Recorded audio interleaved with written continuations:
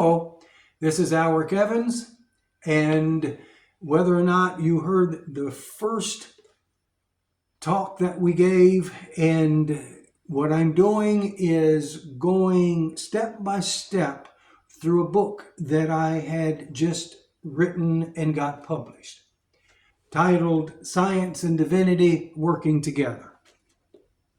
And here in chapter 1, the title is We Lit Up the Universe. And we have.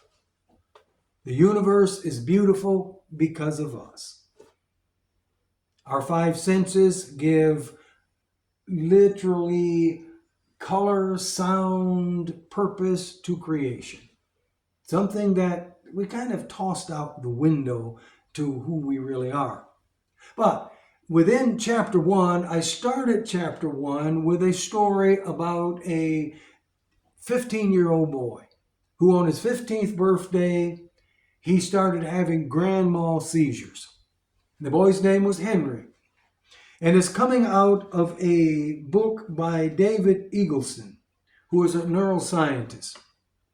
But the story is that he started having these seizures to the point that they were uncontrollable and they were really going to harm him.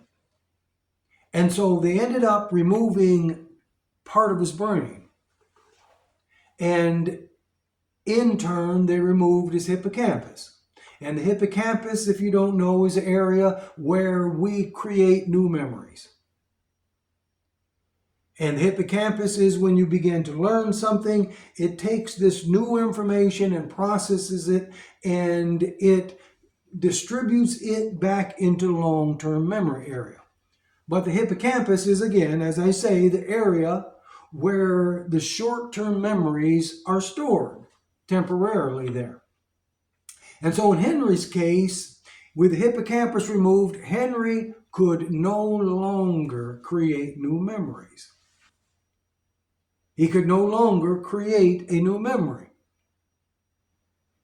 And so, as some of you may have seen the movie, The 51st Dates, where the lady has an accident and is unable to remember anything the next day outside of her past memories. And it was similar with Henry. But the unique case here with Henry was this.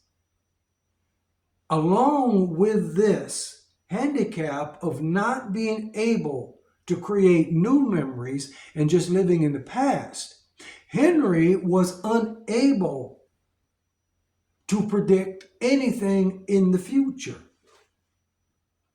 Henry's case went to the point where he could not imagine even going to the grocery store. Each of us can instantly sit back and we can say, all right, I'm going to go to X grocery store and I know this aisle carries this, or they're going to have this, the store looks like this, the parking lot is X, I usually park in this area of the parking lot, and so on and so forth. You already have created your future. Before you got there, you've imagined what you were going to do before you got there. Henry's case, he could not imagine this grocery store. The story is, as David Eagleman, the neuroscientist, says that when they'd ask him about going to the grocery store, he might be able to see and come up with the color blue. They just went blank on it because there was no creating or imagining the future. We don't realize how much we rely on the past to create our future. And I started this thought pattern because of the fact that the book is Science and Divinity. Some of us have various prejudices and envies and likes and dislikes for science, and some indefinitely for divinity or religious things or the church or the mosque or anything that might be religious. We have a past memory that is injected into our imaginations that is already projected into the future to what we think things are going to be.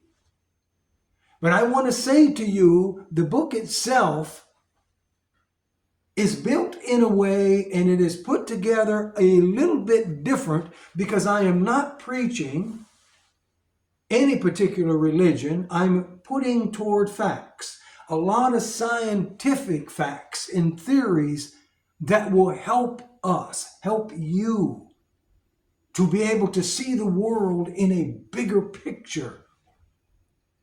But in Henry's case, as I say, he was blinded to be able to project into the future. As we go forward and as we begin to learn, allow ourselves not to be so biased because of bad experiences in the past that it stops us from growing into the future. Don't allow a past memory to handicap you whereby you cannot go forward. Your imaginations are given to you and to us to make things beautiful. We can imagine the most beautiful sunsets, the most beautiful sunrises. We can imagine the most beautiful person that we would want to fall in love with. But we cannot allow our past memories to cloud judgment of the future. There's so many that will refuse medical attention, from vaccines and on, because someone said it was bad or there was a bad experience somewhere along the road. And so we become biased and we stop and hinder growth. From advancing into education, we've tripped sometime and our memories have hindered us. We must always be free to see an open field for the future. And even in religion, there's definitely been some stains in the church, in and out of the church, from pastors to teachers to leaders, and they have taken the Bible in the purity of Christ and tried to paint themselves with it and have made a mockery out of the true beauty of who God, the divine, really is. So as we go forward, we will paint a picture in this book of a divine picture of God that is not stained with the biasness of humanity or the faces that we've tried to paint on God. Christ gave us the beautiful picture in the purity of love, forgiveness, sacrifice, and giving to each other. And science is linked to this.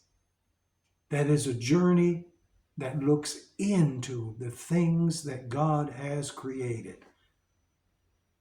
Let us be an unbiased judge as we go forward to see the beauty of creation that is everywhere.